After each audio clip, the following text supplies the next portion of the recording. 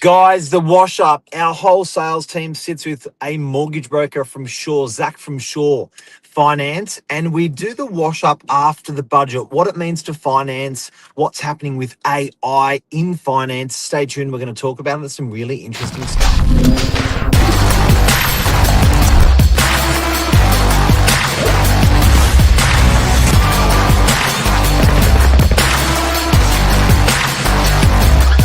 I'm the ringleader, so listen up. Josh Wapshot. Mark Novak, good morning. Good morning, Mr. Real Estate Agent. What How have are you got you? to tell? Yeah, really good. Really Yeah, good. that's good. It's a beautiful day today. Yeah, weather's been good. Just a little bit chilly coming into winter, but at least the sun's been out a little bit better than the rain we've seen recently. But yeah, straight into AI meets finance. We had a really insightful meeting with the team yesterday, and we thought we'd share it with all you guys this morning. And it was a bit of a machine gun with questions. The amount of questions that the sales reps threw at the mortgage broker I reckon there was over 100 questions. So we wanted to go through the highlighted ones today and what people may be thinking about, how's lending being affected with funding, how negative gearing is being affected with funding, how anything related to that budget is being affected with funding. There's, and then what I thought was really interesting is who's not borrowing money and who is borrowing money from mortgage brokers. What did you take from yesterday? Yeah, probably three big things.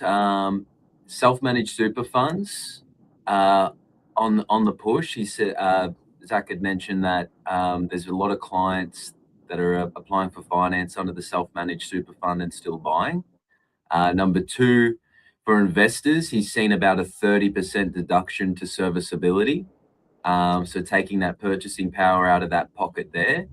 And number three, finance levels are steady. And it seems to be a lot of people are either upgrading the family home with renovations or they're upgrading that asset altogether with a cheaper changeover rate. So obviously, if you're coming from a unit, you're down 10%, and then moving into a more expensive asset, down 10%, that overall changeover is going to be less. So he is seeing still very active owner occupiers looking to upgrade their number one asset, their owner occupier.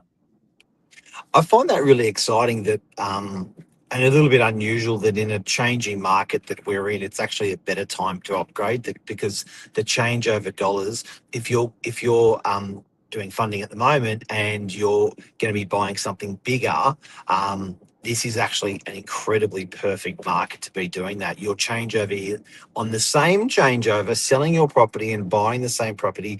If you did this a year ago, your mortgage, your changeover price, your mortgage you would have taken it with you for 30 years would have been larger. Definitely, yeah. And I had I literally had a discussion after that meeting. I had a client come in. We'd leased a couple of his storage units up at French's Forest. He wanted to take me out for a bit of a coffee to celebrate them all being leased. So we had a coffee, and they've got a apartment down the road on Oaks Ave. Too small for him. He wants to move into a small house. So he's thinking, oh, I've been hearing things about the market. Maybe it's not a good time to put up my unit for sale. And I said, well, it all depends on your situation. What are you planning on doing? He goes, well, I really want to move to a small house. I want a little bit more room for me and my wife. Want that idea of a backyard. And I go, well, actually, it's the perfect opportunity to make that leap, because exactly what we discussed just then, your changeover for that transaction can't get any better than this environment here when you're upgrading that asset, or buying something more expensive. And he's actually a professor through universities, does major talks, very intelligent.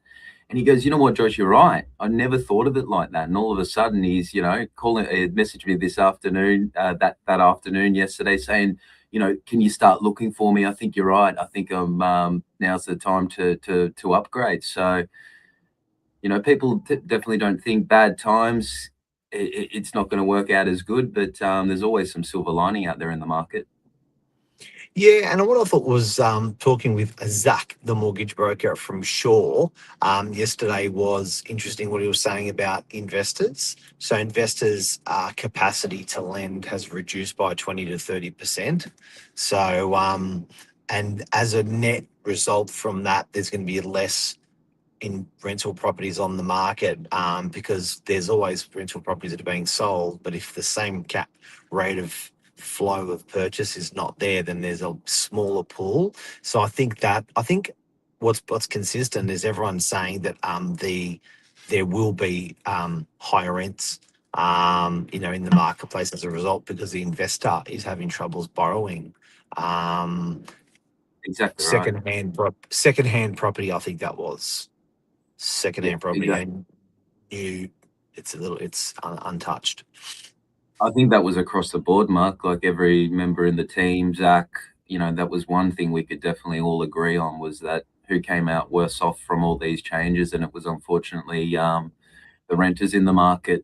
It seemed to affect most, and it's actually quite insane as well. Bringing AI into it, like market with our glorious Claude had pretty much put together a, what would you call it, interactive website where you could change yields, repayments. You basically had a whole investment model built by Claude, and it took into consideration, the last 50 years worth of growth, average that growth out year by year, average the growth out on rental income and how that's increased over the last 100 years, average that out as a prediction moving forward. And I think Zach was even quite surprised by how handy that tool was created in your free Claude AI. It's insane, isn't it?